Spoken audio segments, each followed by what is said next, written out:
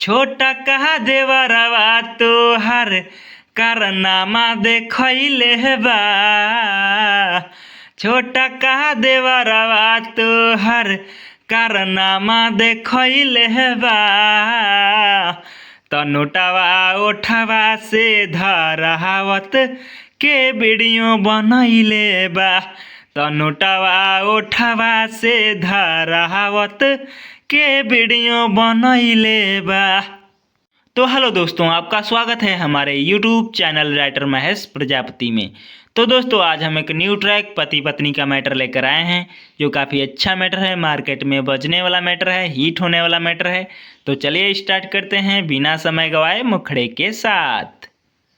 बाड़ा बेसरम में सैया हो, दोसरा के धरेला बहिया हो। अरे बाड़ा बेसरम में सैया हो, दोसरा के धरेला बहिया हो। छोटा कहा देवरवा तोहर कारनामा देखइले बा। छोटा कहा देवरवा तोहर कारनामा देखइले बा। त नोटवा ओठवा से धरावत के वीडियो बनइले बा। त नोटवा ओठवा से धरावत के वीडियो बनइले बा। अंतरा फर्स्ट हमारा से कई के बहाना, जाई के नचावेला नचनिया। ढेर दिन से देखतानी तोहर बिगड़ल रहनिया। अरे हमारा से कई के बहाना, जाई के नचावेला नचनिया। ढेर दिन से देखतानी तोहर बिगड़ल रहनिया।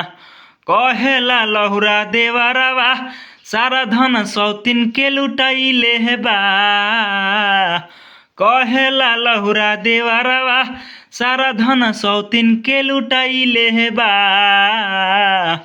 त नोटवा ओठवा से धरावत के वीडियो बनइले बा। त नोटवा ओठवा से धरावत के वीडियो बनइले बा।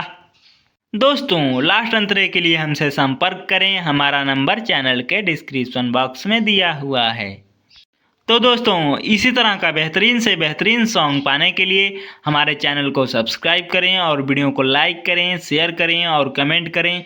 तो चलिए मिलते हैं किसी नेक्स्ट वीडियो में किसी नए ट्रैक के साथ। तब तक के लिए बाय।